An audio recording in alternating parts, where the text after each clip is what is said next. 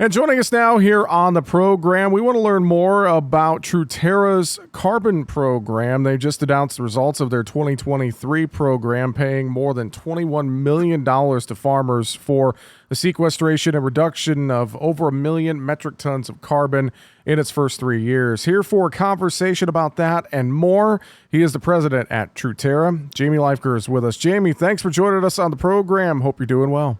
Happy to be here and happy to talk about the money and the success we're having with farmers. Well, for starters, I kind of set it up a little bit, but in your own words, give us a recap of the 2023 program and Truterra's payments to farmers here so far. Yeah, so we're excited to be able to report that in 23, we doubled the number of farmers that were participating in the program over 2022, and we had over a 90% enrollment rate. So that tells us that farmers once they get into the program, that it's going well for them. Now, this year already, we're seeing that our enrollments for 24 are actually up 58%. And, at the end of the day, what we're able to report is that the companies that we're generating the supply for and are buying these credits are seeing the benefits to their sales. In fact, a company called McKinsey has a study that says that products with sustainability claims are growing at a pace 36% faster than those that are not. Well, let's talk a little bit more about Truterra's carbon program. And I know you guys have been one of the leaders in terms of carbon sequestration and working with farmers. So what makes Truterra's carbon program unique? Let's talk about that a little bit. Yeah, so our carbon program is creating new market opportunities for both farmers and ag retailers. And the reason is that we're supporting both agronomic adoption, the economics that come with it, and then, of course, the environmentally sound practices. And we're rewarding the farmers for the carbon that they store in the fields as a result of those practices. And what we can do is we can take the supply that we're generating for farmers and work with downstream customers like food companies to help them address their sustainability goals. Now, Truterra tends to offer farmers a greater earning potential because we're paying based on actual carbon stored rather than a set amount per acre. So a farmer is basically, while they're growing a crop, they're also growing or increasing carbon yield per acre. And so our proprietary tool calculates that and rewards them for the practices that they're doing and the progress that they're making. I think one of the things that's most unique about our program is we know that agronomy is local. And so we've partnered with some of the best ag retailers in the industry to make sure that we've got a trusted advisor on the farm, standing shoulder to shoulder with the producer to make sure that they're comfortable with the practices that are being implemented and the recommendations on the farm, as well as making the data collection as easy as possible. Well, I want to talk about some of those partnerships here in a second, but I think first you alluded to some of this, and I think a lot of farmers are still trying to learn the ins and outs of carbon sequestration programs. It can be referred to as the Wild West sometimes, as some farmers are just trying to figure out how they fit into one of these programs. What are the biggest things they need to think about, in your perspective, when participating in and or selecting a carbon program, Jamie? Yeah, you mentioned Wild West. I think it's really important to understand that there is a set of rules. And our programs are backed by research. They're rooted in science. And we have many reputable partners and organizations that help us provide best-in-class opportunities for farmers that want to participate.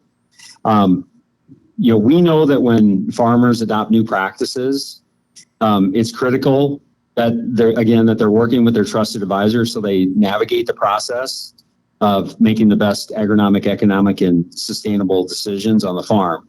And we really believe that it's important for farmers to understand that we're licensing the data from the decisions and the practices that they're implementing. And then we're turning that data into an asset that can clearly articulate a marketing claim for our downstream buyers. Well, you mentioned this earlier, talking about some of the partnerships that Truterra has with ag companies. Let's talk about that a little bit. Can you give us some examples of some of those downstream partnerships that you guys have developed as we're looking at carbon programs and the whole regenerative agriculture space, et cetera. Talk about some of those partnerships for us, Jamie.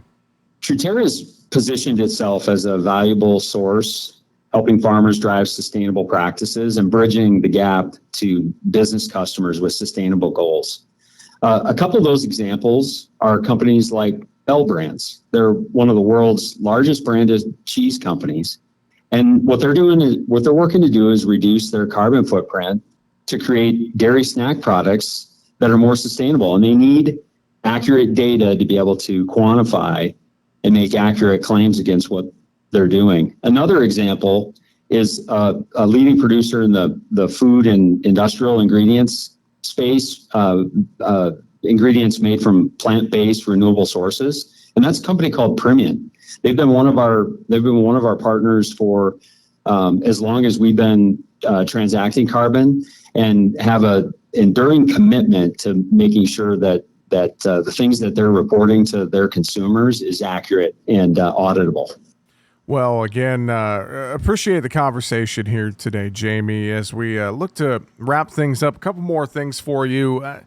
Crystal balling a little bit here. What does the future look like for carbon sequestration and regenerative agriculture? I know we, of course, have a big push for climate smart agriculture, of course, and a lot of great work being done, a lot of programs being done, and more work I know from Truterra on the horizon. I mean, in your opinion, what's the future look like here in this whole space overall?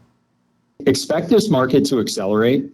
In the next 2 years, in 2026, our aim is to be generating and transacting over 1 million tons of carbon. That's what we've done in the last 3 years.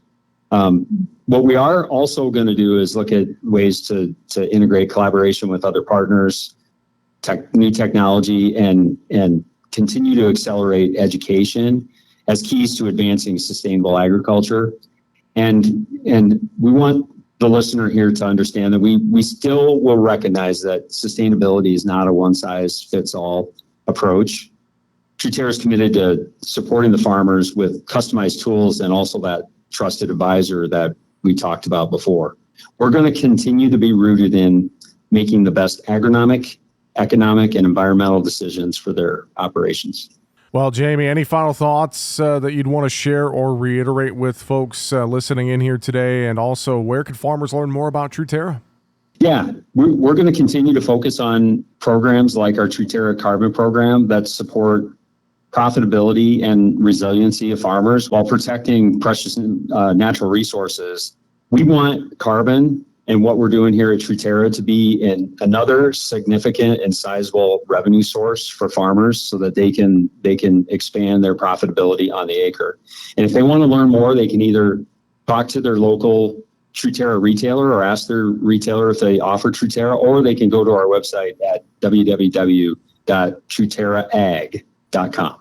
Again, that website, truterraag.com, TRUTERRAAG.com. With that, Jamie Leifker, the president at Truterra. Jamie, thanks for joining us here on the program today for a conversation. Really appreciate it. We'll look forward to talking with you again soon. Thanks for all you do, Jesse.